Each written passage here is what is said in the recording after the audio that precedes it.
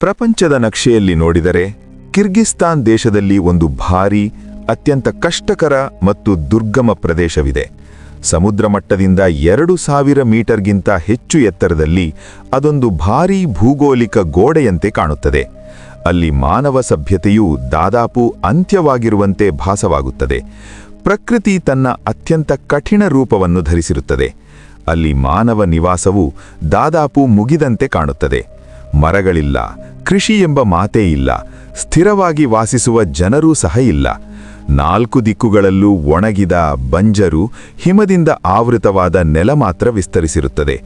ಅಲ್ಲಿ ತೀವ್ರವಾದ ಗಾಳಿಗಳು ಕೆಲವು ನಿಮಿಷಗಳಲ್ಲಿ ಚರ್ಮವನ್ನು ತಿಮ್ಮಿರಿಪಟ್ಟು ಹಾಕುತ್ತವೆ.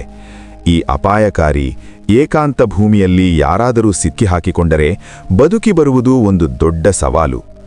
ಆದರೆ ಈ ನಿಶ್ಶಬ್ದ ಮತ್ತು ಅಪಾಯಗಳ ನಡುವೆಯೂ ಜೀವನಕ್ಕಾಗಿ ಹೋರಾಡುತ್ತಾ ಒಂದು ಸಣ್ಣ ಕುಟುಂಬ ಇಲ್ಲೇ ಇದೆ. ಹೊರಗಿನ ಪ್ರಪಂಚವು ತಲುಪಲಾರದ ಈ ಗಾಢ ಏಕಾಂತದಲ್ಲಿ ಆ ಕುಟುಂಬದ ಸ್ತ್ರೀ ಪುರುಷರ ನಡುವೆ ರಾತ್ರಿಯ ಪ್ರತಿ ಕ್ಷಣವೂ ಸಾಮಾಜಿಕ ಬಂಧಗಳನ್ನು ಮೀರಿ ಒಂದು ವಿಶೇಷ ವಾಂಛೆಯಿಂದ ತುಂಬಿದ ಸಂಬಂಧವಾಗಿ ಬದಲಾಗುತ್ತದೆ. ರಾತ್ರಿಯಲ್ಲಿ ಚಳಿಯಿಂದ ತಪ್ಪಿಸಿಕೊಳ್ಳಲು ಅವರ ಶಾರೀರಿಕ ಮಿಲನವು ಕೇವಲ ಶಾರೀರಿಕ ಅಗತ್ಯ ಮಾತ್ರವಲ್ಲ, ಅದು ಒಬ್ಬರನ್ನೊಬ್ಬರು ಬದುಕಿಸಿಕೊಳ್ಳುವ ಏಕೈಕ ಆಧಾರ. ಶೃಂಗಾರ ಕ್ರಿಯೆಯ ಮೂಲಕ ಅವರು ಈ ಬಂಜರು ನೆಲದ ಮೇಲೂ ಜೀವನದ ಬೆಚ್ಚಗಿನ ಅನುಭವವನ್ನು ಪಡೆಯುತ್ತಾರೆ. ರಾಜಧಾನಿ ಬಿಷ್ಕೆಕ್ನಿಂದ ಈ ಪ್ರದೇಶಕ್ಕೆ ತಲುಪಲು 3 ಗಂಟೆ ಪ್ರಯಾಣ ಸಾಕು. ಆದರೆ ನಿಜವಾದ ದೂರವು ಕಿಲೋಮೀಟರ್ಗಳಲ್ಲಿ ಅಲ್ಲ, ಅದು ವಾತಾವರಣ ಮತ್ತು ಪರಿಸ್ಥಿತಿಗಳ ನಡುವಿನ ಅಂತರದಲ್ಲಿ ಅಡಗಿದೆ. ನಗರದ ಬೆಳಕುಗಳು ಹಿಂದೆ ಬೀಳುತ್ತಿರುವಾಗ ಪಕ್ಕಾ ರಸ್ತೆಗಳು ಕ್ರಮೇಣ ಅದೃಶ್ಯವಾಗುತ್ತವೆ. ಅಲ್ಲಿಂದ ಮುಂದೆ ವಾಹನ ಓಡಿಸುವುದೇ ಅಪಾಯಕಾರಿಯಾಗುತ್ತದೆ. ಸುತ್ತಲೂ ಎಲ್ಲಿಯೂ ಮಾನವ ಕಾರ್ಯಕಲಾಪಗಳು ಕಾಣುವುದಿಲ್ಲ. ಮನೆಗಳಿಲ್ಲ, ಅಂಗಡಿಗಳಿಲ್ಲ, ವಾಹನಗಳಿಲ್ಲ. ಯಾವುದೇ ಸಮಸ್ಯೆ ಬಂದರೂ ಸಹಾಯಕ್ಕಾಗಿ ಕರೆಯಲು ಯಾವುದೇ ಮಾರ್ಗವಿಲ್ಲ. ಇಲ್ಲಿ ಮನುಷ್ಯ ಪೂರ್ಣವಾಗಿ ತನ್ನ ಮೇಲೆಯೇ ಅವಲಂಬಿತನಾಗಿರುತ್ತಾನೆ. ಈ ಪರ್ವತಗಳ ನಡುವೆ ಒಂದು ಸಾಮಾನ್ಯ ಗುಡಿಸಲು ಕಾಣುತ್ತದೆ. ಹೊರಗಿನಿಂದ ನೋಡಿದರೆ ಅದು ತಾತ್ಕಾಲಿಕ ನಿರ್ಮಾಣದಂತೆ ಭಾಸವಾಗುತ್ತದೆ. ಆದರೆ ಒಳಗೆ ಒಂದು ಪೂರ್ಣ ಕುಟುಂಬ ವಾಸಿಸುತ್ತದೆ. ಇದು ಅವರ ಮನೆ. ಮನೆಯಲ್ಲಿ ವಿದ್ಯುತ್ ಲೈನ್ ಇಲ್ಲ, ನೀರಿನ ಪೈಪ್ ಇಲ್ಲ, ಗ್ಯಾಸ್ ಕನೆಕ್ಷನ್ ಇಲ್ಲ, ಮೊಬೈಲ್ ನೆಟ್ವರ್ಕ್ ಸಹ ಕೆಲಸ ಮಾಡುವುದಿಲ್ಲ. ಹೊರಗಿನ ಪ್ರಪಂಚದೊಂದಿಗೆ ಅವರ ಸಂಪರ್ಕಗಳು ದಾದಾಪು ಪೂರ್ಣವಾಗಿ ತುಂಡಾಗಿವೆ. ಇರುವುದೆಲ್ಲವೂ ಅವರ ಕೈಯ ಕಷ್ಟ ಮತ್ತು ಸುತ್ತಲಿನ ಸಹಜ ಸಂಪನ್ಮೂಲಗಳ ಮೇಲೆಯೇ ಅವಲಂಬಿತವಾಗಿದೆ. ಸಂಜೆಯ ಸಮಯಕ್ಕೆ ಉಷ್ಣತೆ ಬಹಳ ಕುಸಿಯುತ್ತದೆ. ಆಗ ಈ ಮನೆಯ ನಿಜವಾದ ಸ್ಥಿತಿ ಅರ್ಥವಾಗುತ್ತದೆ. ಒಳಗೆ ಒಂದೇ ಒಂದು ಕೋಣೆ ಇರುತ್ತದೆ. ಅದರಲ್ಲೇ ಪೂರ್ಣ ಕುಟುಂಬ ವಾಸಿಸುತ್ತದೆ. ಬೇರೆ ಬೇರೆ ಕೋಣೆಗಳಿಲ್ಲ, ಯಾರಿಗೂ ಖಾಸಗಿ ಸ್ಥಳವಿಲ್ಲ. ನೆಲದ ಮೇಲೆ ದಪ್ಪ ದುಪ್ಪಟೆಗಳು ಗದ್ದೆಗಳನ್ನು ಹಾಸುತ್ತಾರೆ. ಎಲ್ಲರೂ ಒಂದೇ ಸಾಲಿನಲ್ಲಿ ಮಲಗುತ್ತಾರೆ. ಚಳಿಯಿಂದ ತಪ್ಪಿಸಿಕೊಳ್ಳಲು ಎಲ್ಲರೂ ಒಬ್ಬರಿಗೊಬ್ಬರು ಹತ್ತಿರವಾಗಿರುತ್ತಾರೆ. ಏಕೆಂದರೆ ಶರೀರದ ಬೆಚ್ಚಗಿನತೆಯೇ ಅತ್ಯಂತ ದೊಡ್ಡ ಆಧಾರ. ಈ ಕತ್ತಲು ಮತ್ತು ಚಳಿಯಲ್ಲಿ ಗಂಡ ಹೆಂಡತಿಯ ನಡುವಿನ ಸಂಬಂಧವು ಒಂದು ವಿಶೇಷ ಬೆಚ್ಚಗಿನತೆಯಿಂದ ತುಂಬಿರುತ್ತದೆ. ರಾತ್ರಿ ಆಳಕ್ಕೆ ಇಳಿದಾಗ ಉಷ್ಣತೆ 0 ಡಿಗ್ರಿಗಿಂತ ಬಹಳ ಕೆಳಗೆ ಹೋಗುತ್ತದೆ. ಆಗ ಅವರ ನಡುವಿನ ದೂರವು ಕರಗಿ ಹೋಗುತ್ತದೆ. ಚಳಿಯಿಂದ ರಕ್ಷಣೆಗಾಗಿ ಅವರು ಒಬ್ಬರಿಗೊಬ್ಬರು ಅಂಟಿಕೊಂಡು ಮಲಗುತ್ತಾರೆ. ಆ ಅಂಟಿಕೊಂಡಿರುವುದರಲ್ಲೇ ಒಂದು ಪ್ರೀತಿ ಅಡಗಿದೆ. ಅವರ ನಡುವೆ ಮಾತುಗಳಿರುವುದಿಲ್ಲ. ಕೇವಲ ಗಂಡನ ಬೆಚ್ಚನೆಯ ಉಸಿರಾಟಗಳು ಹೆಂಡತಿಯ ತಣ್ಣಗಿನ ಬೆನ್ನನ್ನು ಆಧರಿಸುತ್ತವೆ.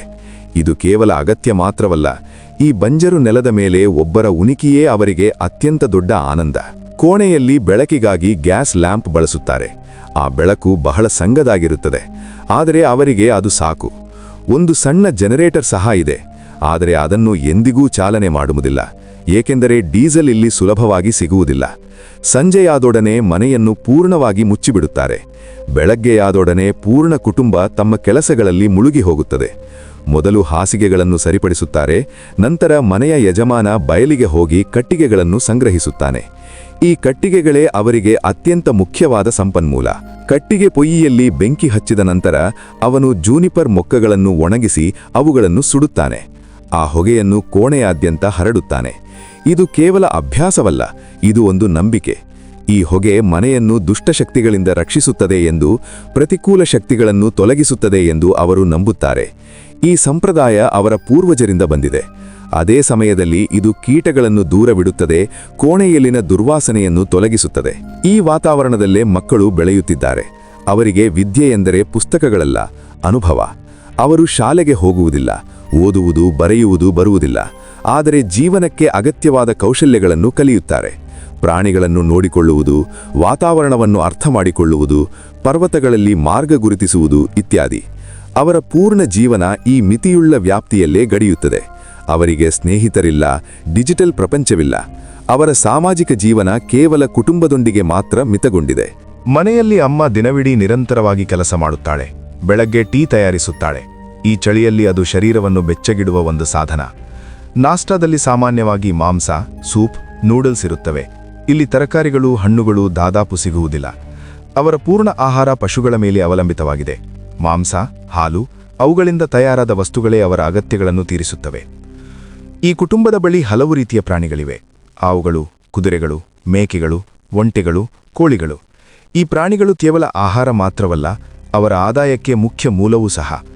ಅವರು ಅವುಗಳನ್ನು ಪೋಷಿಸುತ್ತಾರೆ, ಹಾಲು ಕರೆಯುತ್ತಾರೆ, ಸಮಯಕ್ಕೆ ಮಾರಿ ಹಣ ಸಂಪಾದಿಸುತ್ತಾರೆ. ನಾಸ್ತಾನಂತರ ದಿನದ ಅತ್ಯಂತ ಕಷ್ಟಕರ ಕೆಲಸ ಪ್ರಾರಂಭವಾಗುತ್ತದೆ. ಮನೆಯ ಯಜಮಾನ ತನ್ನ ಮಕ್ಕಳನ್ನು ಹತ್ತಿರದ ಗ್ರಾಮಕ್ಕೆ ಡೀಸೆಲ್, ಅಗತ್ಯವಾದ ಸಾಮಾನುಗಳನ್ನು ತರಲು ಕಳುಹಿಸುತ್ತಾನೆ. ಅವರು ಕುದುರೆಗಳ ಮೇಲೆ ಬಹಳ ಕಿಲೋಮೀಟರ್ಗಳು ಪ್ರಯಾಣಿಸುತ್ತಾರೆ. ಮಾರ್ಗ ಸರಳವಾಗಿರುವುದಿಲ್ಲ. ಪಕ್ಕಾ ರಸ್ತೆ ಇಲ್ಲ, ಕೇವಲ ಪರ್ವತ ಮಾರ್ಗಗಳು ಮಾತ್ರ. ಅವರು ಮ್ಯಾಪ್ ಇಲ್ಲದೆ, ಆಧುನಿಕ ಸಾಧನಗಳಿಲ್ಲದೆ ತಮ್ಮ ಅನುಭವದಿಂದ, ಪರ್ವತಗಳ ಆಕೃತಿಯಿಂದ, ನದಿಗಳ ದಿಕ್ಕಿನಿಂದ ಮಾರ್ಗ ಗುರುತು ಹಿಡಿಯುತ್ತಾರೆ. ಮನೆಯಲ್ಲಿ ಉಳಿದ ಸದಸ್ಯರು ತಮ್ಮ ಕೆಲಸಗಳಲ್ಲಿ ನಿಮಗ್ನರಾಗಿರುತ್ತಾರೆ. ಅಮ್ಮ ಪ್ರಾಣಿಗಳ ಹಾಲು ಕರೆಯುತ್ತಾಳೆ. ಪುರುಷರು ಅವುಗಳನ್ನು ಮೇಯಿಸಲು ಬಯಲಿಗೆ ಕರೆದೊಯ್ಯುತ್ತಾರೆ. ದಿನವಿಡೀ ಇದೇ ಕೆಲಸ ನಡೆಯುತ್ತದೆ. ಅಡುಗೆ ಮಾಡುವುದು, ನೀರು ತರುವುದು, ಪ್ರಾಣಿಗಳ ರಕ್ಷಣೆ, ಮನೆಯನ್ನು ನೋಡಿಕೊಳ್ಳುವುದು. ಇಲ್ಲಿ ಖಾಲಿ ಸಮಯ ಇರುವುದಿಲ್ಲ. ಪ್ರತಿ ಕ್ಷಣವೂ ಕೆಲಸದೊಂದಿಗೆ ಬಂಧಿತವಾಗಿರುತ್ತದೆ. ಮಧ್ಯಾಹ್ನದ ಸಮಯಕ್ಕೆ ಸೂರ್ಯ ಕೊಂಚ ಎತ್ತರಕ್ಕೆ ಬರುತ್ತಾನೆ. ಆದರೆ ಇಲ್ಲಿ ಬಿಸಿಲು ಎಂದರೆ ಚಳಿ ಕೊಂಚ ಕಡಿಮೆಯಾಗುವುದು ಮಾತ್ರ. ಉಷ್ಣತೆ -5ರಿಂದ -2 ಡಿಗ್ರಿವರೆಗೆ ಮಾತ್ರ ಇರುತ್ತದೆ.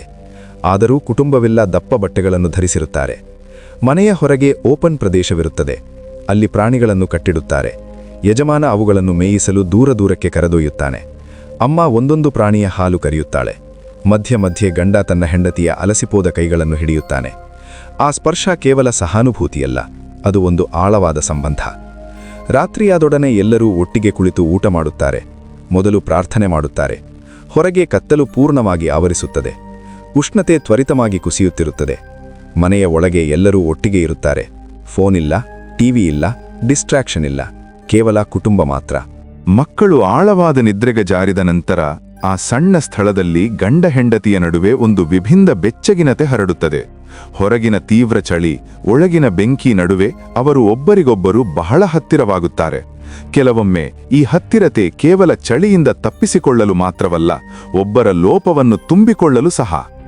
ತಣ್ಣಗಿನ ರಾತ್ರಿಗಳಲ್ಲಿ ಒಬ್ಬರ ಬಾಹುಗಳಲ್ಲಿ ಸೇರಿ ಅವರು ಆ ಭಾವೋದ್ವೇಗ, ಶಾರೀರಿಕ ಸಂಬಂಧವನ್ನು ಅನುಭವಿಸುತ್ತಾರೆ. ಅದು ಅವರಿಗೆ ಬದುಕುವ ಕಾರಣವನ್ನು ನೀಡುತ್ತದೆ. ಹೊರಗೆ ಗಾಳಿ ಗಟ್ಟಿಯಾಗಿ ಬೀಸುತ್ತಿರುವಾಗ ಒಳಗೆ ಚೂಲ್ಹಾದ ನಿಧಾನ ಬೆಂಕಿ ಮಾತ್ರ ಏಕೈಕ ಆಧಾರ. ಇದ್ದಕ್ಕಿದ್ದಂತೆ ನಾಯಿಗಳು ಬೊಗಳಿದರೆ ಯಜಮಾನ ಕೂಡಲೇ ಹೊರಗೆ ಹೋಗಿ 4 ದಿಕ್ಕುಗಳಲ್ಲಿ ನೋಡುತ್ತಾನೆ. ಪ್ರತಿ ರಾತ್ರಿ ಇದೇ ಅಪ್ರಮತ್ತತೆ. ಕೊಂಚ ಹೊತ್ತಿನಲ್ಲಿ ಕುಟುಂಬವೆಲ್ಲ ನಿದ್ರೆಗೆ ಸಿದ್ಧವಾಗುತ್ತದೆ.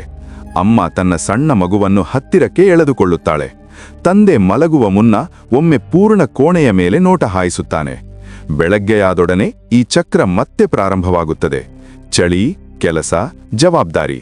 ಇಲ್ಲಿ ಹುಟ್ಟಿನ ಮಗುವು ಅದೇ ಜೀವನವನ್ನು ಅಂಗೀಕರಿಸಲು ಬಲವಂತ ಮಾಡಲ್ಪಡುತ್ತಾನೆ. ಅವನ ಪ್ರಪಂಚವು ಮೊದಲೇ ನಿರ್ಧರಿತವಾಗಿದೆ. ಫ್ರೆಂಡ್ಸ್, ಈಗ ನಿಮ್ಮೊಂದಿಗೆ ಒಂದು ಪ್ರಶ್ನೆ. ಈ ಸೌಕರ್ಯಗಳಿಂದ ತುಂಬಿದ ಪ್ರಪಂಚದಲ್ಲಿ, ರಿಲೇಶನ್ಶಿಪ್ಗಳು ವಾಟ್ಸ್ಆ್ಯಪ್ನಲ್ಲಿ ನಡೆಯುವ ಈ ಕಾಲದಲ್ಲಿ, ಈ ಕುಟುಂಬದಂತೆ ವಿದ್ಯುತ್, ನೀರು, ನೆಟ್ವರ್ಕ್ ಇಲ್ಲದ ಈ ಹಿಮ ನರಕದಲ್ಲಿ ಕುಟುಂಬದೊಂದಿಗೆ ಒಟ್ಟಿಗಿರಬೇಕಾದರೆ ನೀವು ಫಿರ್ಯಾದು ಮಾಡದೆ ಬದುಕಬಲ್ಲಿರಾ? ನಿಮ್ಮ ಅಭಿಪ್ರಾಯವನ್ನು ಕಮೆಂಟ್ನಲ್ಲಿ ತಪ್ಪದೆ ಹೇಳಿ. ವಿಡಿಯೋ ನಚ್ಚಿದರೆ ಲೈಕ್ ಮಾಡಿ, ಶೇರ್ ಮಾಡಿ. ಇಂತಹ ಮತ್ತಷ್ಟು ಕಥೆಗಳಿಗಾಗಿ ನಮ್ಮ ಚಾನಲ್ ಅನ್ನು ಸಬ್ಸ್ಕ್ರೈಬ್ ಮಾಡಿ.